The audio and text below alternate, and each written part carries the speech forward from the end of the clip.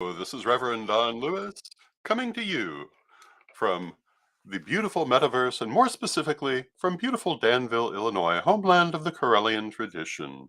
And welcome to Midday with Reverend Don. And as you know, if you follow Midday with Reverend Don, we can communicate directly. Um, if you type your comments or questions um, into whatever platform you happen to be watching on, and they will show up here in my chat room and we'll talk directly. And hello to Janet in the chat room. It's good to see you, Janet. Um, Today is Friday, and today we're going to conclude our conversation on tarot. And I also want to ask if people have more subjects they would like to hear about. I certainly can think of subjects, but I like to have your input into choosing the things that we're going to talk about on the program. Um, it is it's good to have that back and forth. I want to take a moment, as I've been doing, to mention the Corellian Book of the Dead. First, first shipment went to the post office yesterday. Another one will go in the next day or so. It will take a couple of shipments to get them all out. We have sold more than our original shipment coming in is going to cover, but we've made a second order that should be here in a few days. So if you've ordered one, you will have it soon. And hello to Tom in the chat room. It's good to see you, Tom. And we're looking now at our next selection of books. There are a number of possibilities. We'll see what comes. I'm thinking of possibly doing an in-depth book on astrology. Hello to Mary in the chat room. And I'm curious to know if that's something that people would find interesting. If you've studied my lessons, you'll know that um, I've written about astrology. And if you are unusually familiar with my career, you'll know that at an earlier point, I did a lot more with astrology. At one time, I wrote a daily advice column on the subject of astrology. I once did well, more than once, I did the Llewellyn Astrological Planner. So I have quite a background in astrology, but in writing the lessons, I was writing an introduction to the subject. I was thinking I might write um, a more complete look at how to interpret astrological aspects. And Mary says that she'd love a good book on astrology. So, maybe that will be the next thing for me. And of course, we also are bringing out works by authors other than myself. We recently brought out Travel Magic by Lisa McSherry. And Travel Magic is a fascinating little book. And perhaps here in the near future, we'll talk about it more. I don't have it handy to hold up for you, but it's a good book. Travel Magic talks about all kinds of different ways that you can use magic to have better travel experiences, but it also, while focusing on the subject of travel magic as such, is a good beginner's book on magic at the same time. And hello to Calvin in the chat room, who comes to us from Raleigh, North Carolina. It's good to see you, Calvin. There are many different things that we're looking at bringing out in the near future. And as we go into next year, we're hoping to have a quite robust itinerary. But, it only moves as fast as we can move. We're looking at bringing out some holiday cards also.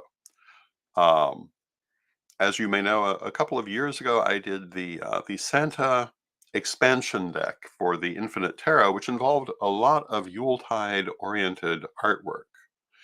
And we're looking at perhaps making some of those into Yule cards. And we're looking in a variety of directions at Corellian Publishing.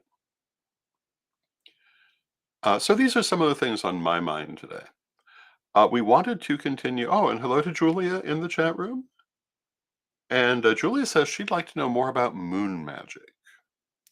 Okay, thank you, Julia. We will see what we could do with moon magic.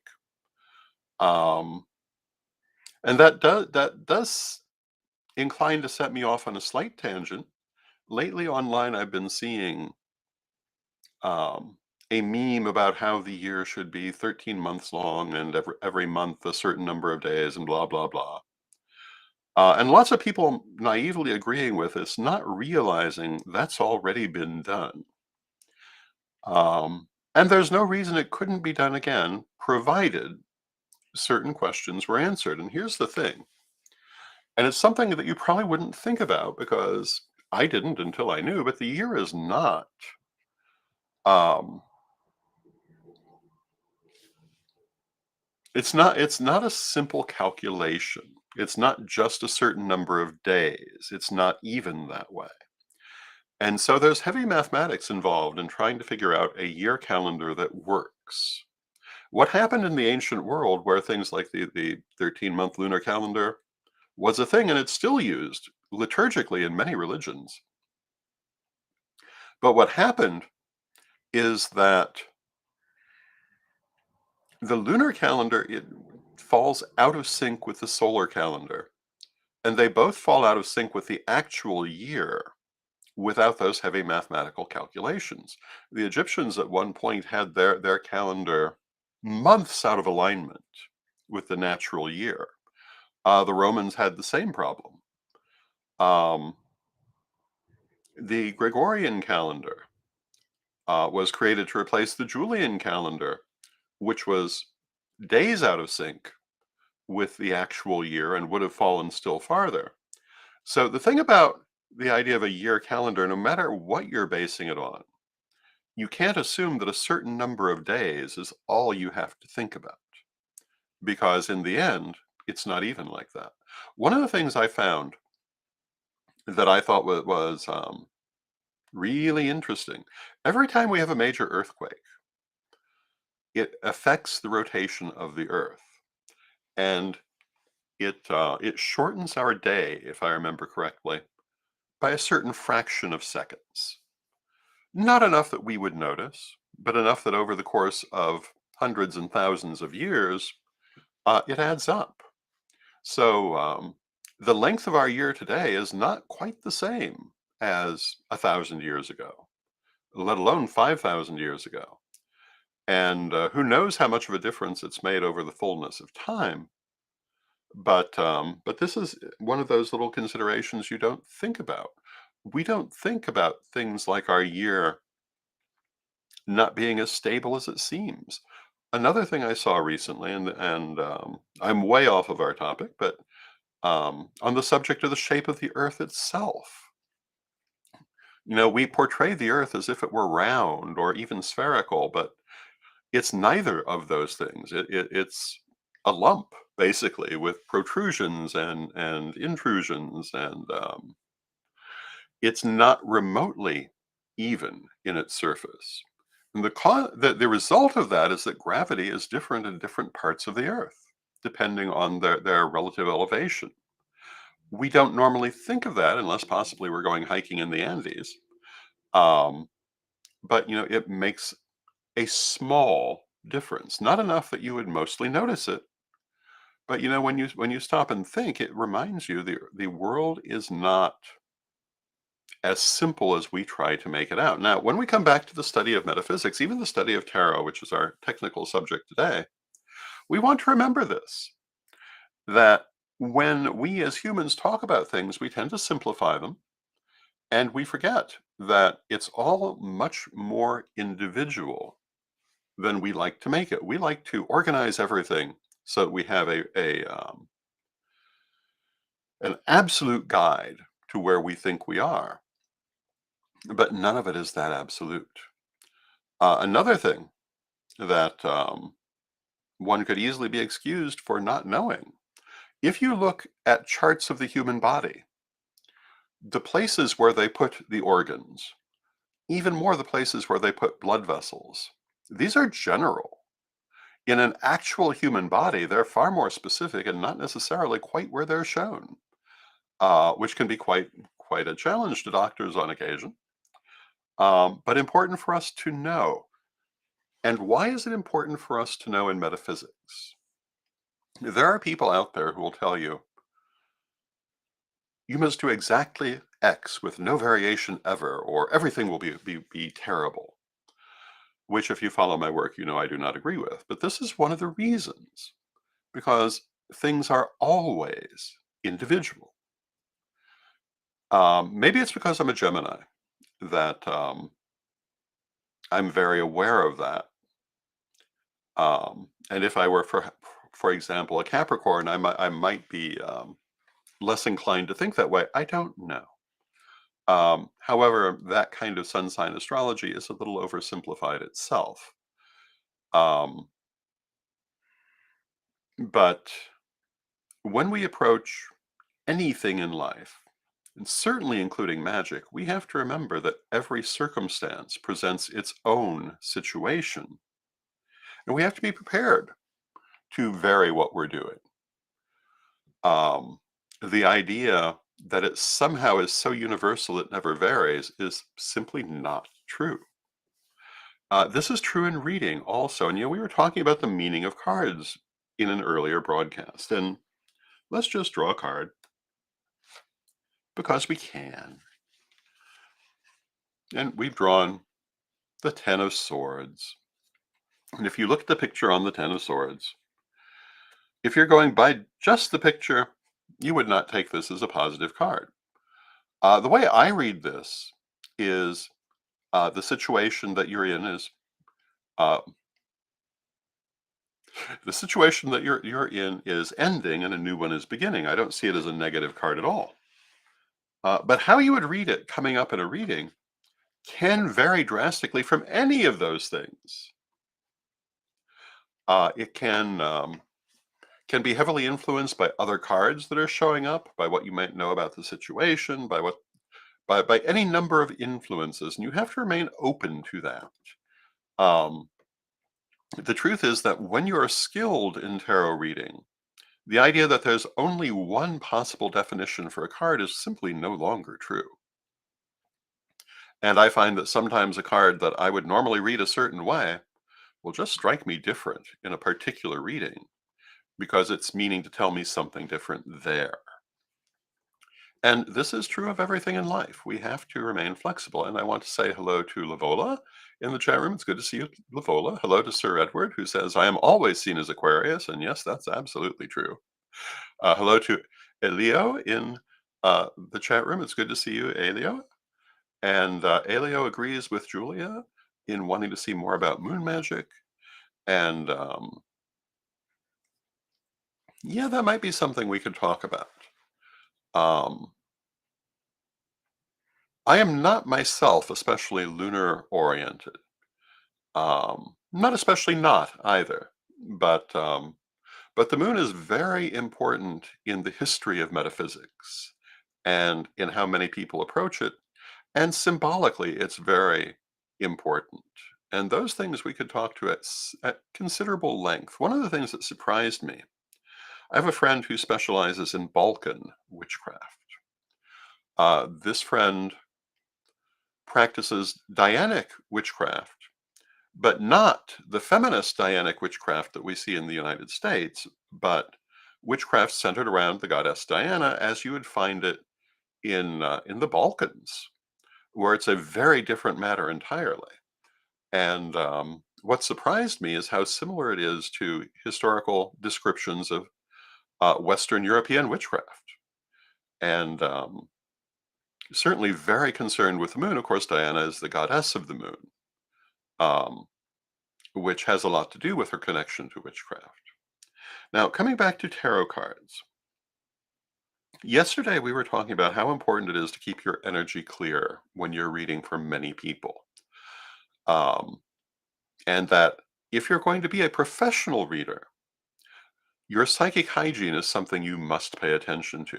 Because if you're going to be a professional reader, or even just an enthusiastic amateur, you may find yourself reading for lots of different people. And when you read for them, you pick up their energy. Now, this is also true anytime you deal with people at all.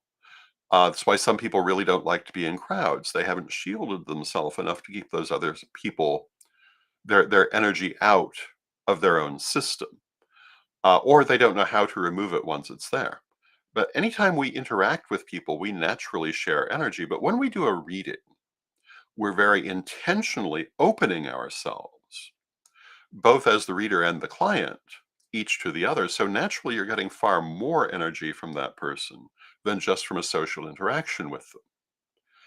And if you're doing 20 of them in a day, you're going to be picking up energy from a lot of people. And you really don't want to carry that forward. There's nothing wrong with picking it up, but you want to put it back down. Very, very important consideration. And we talked about how to do that. You just wash it out. There are many ways to cleanse energy. Um, this is the way that I do it. You can read most of my books to get different ways to do that, but I just imagined it as light or water pouring through me, carrying out all the excess energy that I don't need, whether it's mine or someone else's, whatever its source. But when you're doing readings, this is very important because all of that other energy can be overwhelming to your system. It's very important to keep your system clear. And oh, and hello to Reverend Ravenwolf. It's good to see you. And to pay attention to your psychic hygiene. Now, Reverend Calvin says, "What about celestial magic? That could be a very interesting thing, also." And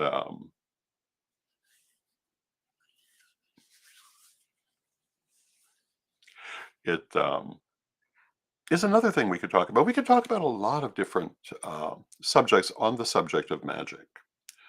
We could talk about Goetia at some point. I often talk about the fact my mother was Corellian. Oh, and hello to Renee in the chat room. It's good to see you, Renee.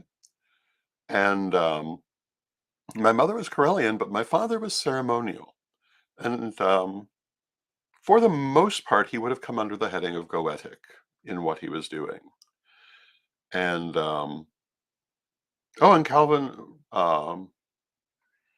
refers specifically to the use of star pentacles. And I had to throw in uh, my little message about pentacles yesterday, but this is a good time to mention it again. In um, any sort of celestial magic, pentacles are quite important. And a pentacle is not a five-pointed star in a circle. It is a physical depiction of um, a metaphysical symbol with a specific meaning that is being used.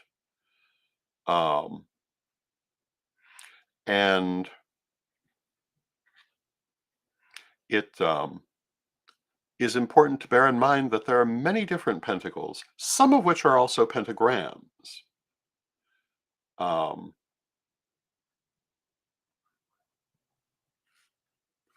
and hello to Poketli in the chat room. It's good to see you, Poketli. And if I've been help with anything, I'm very glad. And Poketli says, "Thank you, Grandpa." Um,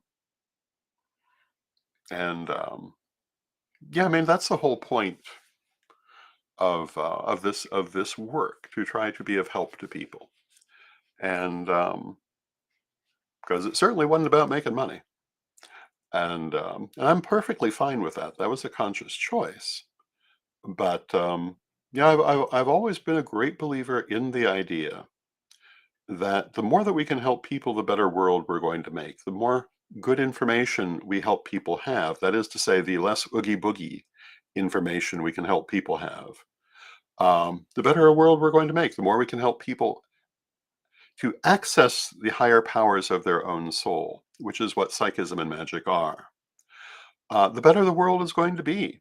And therefore, it's going to be better for us as well as for them and for everyone. And to me, that is the point of why we do this work. So, yes, we can talk about different forms of magic. We can talk about moon magic. We could have a whole show on pentacles if we wanted. I can collect a few for you and show you what they historically are and how they're historically used. And is it wrong to use it in a more limited sense to refer to the design of a five-pointed star in a circle? Not as long as you understand it's an idiosyncratic definition, not to be confused with a whole definition. For most people, that is not what the word means, and that's important to know. Um, and the reason for the confusion is the Rider-Waite-Smith deck more than any other source, because they use the term pentacle correctly to refer to the suit of coins, but people misunderstood exactly how they were using it. Now, Elio has a question. What do you think is the best enabler to help with getting telepathic messages sent?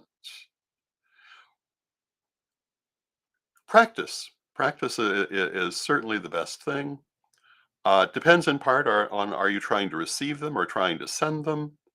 Um, for me, if you're trying to send them, what you want to do is to call forth the soul and speak to it directly.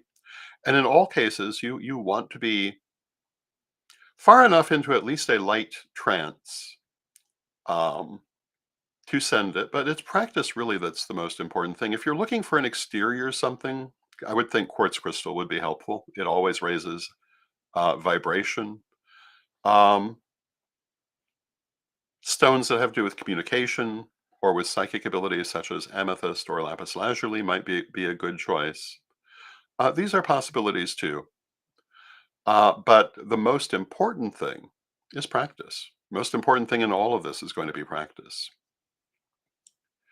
And Lavola says, what do you mean by the RW deck confuses people about the pentacle? Well, let's see if we can pull up a pentacle. Oh, here we go. Queen of Pentacles. So this is the Queen of Pentacles. And as you can see, the green parts of the card are dissolving because of the green screen. But you can see that in the picture, the Queen is holding a physical object with a pentagram on it. And that is a pentacle. But what makes it a pentacle is being a physical object, not the design. But because all the pentacles in the Rider-Waite-Smith deck are also pentagrams, a lot of people mistook the meaning of the word for the design rather than the object. And there are people out there who think a pentagram is a five-pointed star and a pentacle is a five-pointed star in a circle. And historically speaking, those are not the definitions of those terms. And if you try to go outside of very narrow circumstances, people aren't going to understand it that way. That is just not how they're historically used.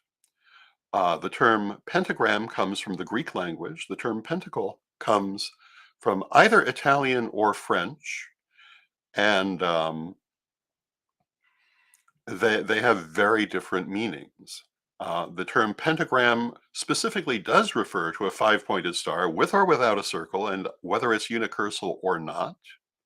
And the term pentacle originally referred to a medallion, specifically, and later to any 3D representation of a metaphysical symbol used in metaphysical practice. The fact that they sound very similar has led to a lot of confusion. I've even seen the ridiculous suggestion that pentacle was merely an attempt to Latinize the word pentagram, as if pentagram wasn't well documented in Latin in its own sense. Um, what it was an attempt to Latinize the Italian word pentaculo, which also has the French version pentacole, both of which mean a medallion hanging from a chain. And that's how they were used in the early grimoires. You would have a sigil, which might be on the altar, and a pentagram or a pentacle, using both words in rapid succession, but a pentacle that you would wear in the ceremony. They were not the same symbol. They had different purposes. Later, it became the practice to take the pentacle and make it into a physical object that you might put on your altar as well. And I would say that the term is probably expanded even beyond that, um, to any 3D representation. But what it has not done, in wide use at least, is contracted. And but on the other hand, we also want to remember that language is expansive. Um, and very often, words are going to be used differently by different people. And semantic arguments are always foolish. And it's one thing to say, yes, you want to remember all of these things are true. It's another thing to get upset because of how someone's using a word. And I think that that is, in the end, just a distraction that occupies our thinking mind and really ought not to. So, to some extent, my attitude is really use the words how you want. Um, but do remember, if you're using it in an idiosyncratic fashion, as I do many words, do remember it's not the only understanding of that word. It's like lustration. In the Correllian tradition, the lustration is a very important ceremony, and we use that term in the sense in which it comes down from Latin, which is a liturgical sense used for a particular sort of blessing, using water that has been blessed with light. In this case, the light is energy. In some cases, lustral water is literal light, the light of the sun, the light of the moon, light of stars, but it can also be energetic light. However, I'm certainly not unaware that there are people who have adapted that word in other less positive directions. Um, but that does not mean that we stop using it simply because others have changed its meaning. And with that, I see that we're coming to the end of our half hour.